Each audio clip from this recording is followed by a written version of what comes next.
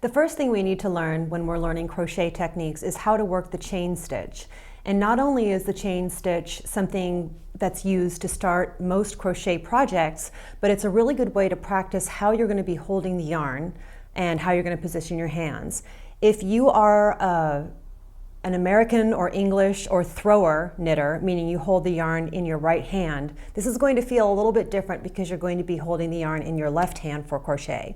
If you're already a continental knitter or a picker, this should be easy for you because you will be able to get tension easier with the yarn in your left hand. Anyway, let's go ahead and take a look.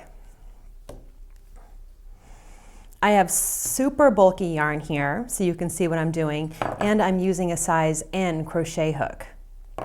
The first thing you want to start with is a slip knot, and this is a quick way to make a slip knot. Make a loop in front of you on the table like this, take your pincher fingers and put it into that loop.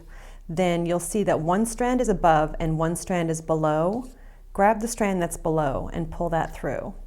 And if you need a slower demonstration of the slip knot, I'll give you a link here. Put your crochet hook in there and tighten it up around the hook, around the fullest part of the hook. Okay, now you're going to be holding the yarn in your left hand for this because you need to keep tension with the yarn in your left hand. Most people will wrap the yarn like that around their pinky and then up again like this on their first finger. There's no right or wrong way to do this. This is really up to you and how you're going to do it. But a wrap like this and then your first finger up under the yarn is how most people do it. Regardless of how you hold the yarn, you want to use your middle finger and thumb pincher fingers to always pinch the stitch next to the hook, in this case the slip knot, close to there so that you can keep more tension on the work this way. Okay, that's not how I hold the yarn. I hold the yarn like this, I bend my finger around it to keep tension on it, and then I use my pincher fingers here like this to hold on to the knot on the needle. Now we're going to go under the strand like this and grab the yarn, turn your hook down and pull it through the loop. And then pull it up, the stitch up again to the fullest part of the hook. Okay? Go under the strand like this to grab it, face your hook down and pull it through the loop.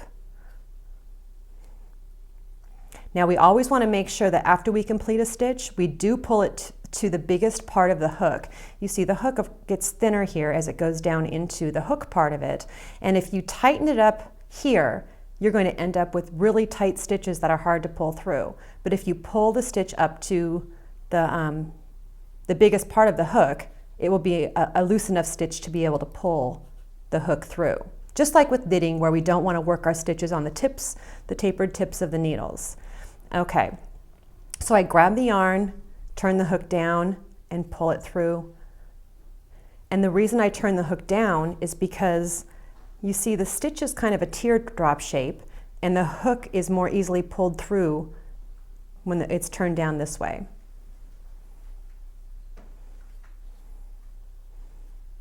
And as we move up, we move our pincher fingers up close to the hook to keep that tension there.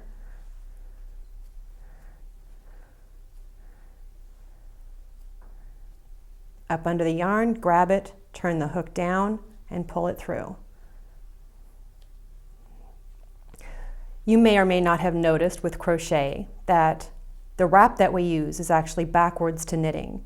I'm always telling you to wrap the knitting needle counterclockwise, but with crochet it's actually a clockwise wrap. Up and under, grab it, turn it down, pull it through. Up and under, grab it, turn it down, pull it through.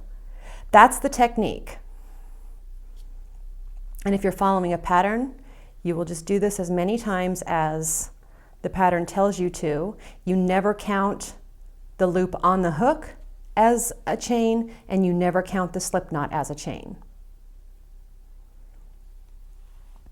I encourage you to practice the chain stitch like this until you get a few feet and then unravel it and start it over again. This will really help you get comfortable with how you're going to be holding the yarn while you crochet, and it will get you comfortable with how you're going to turn the hook to pull it through the loops, because coming up we're going to be pulling the hook through more than just one loop at a time.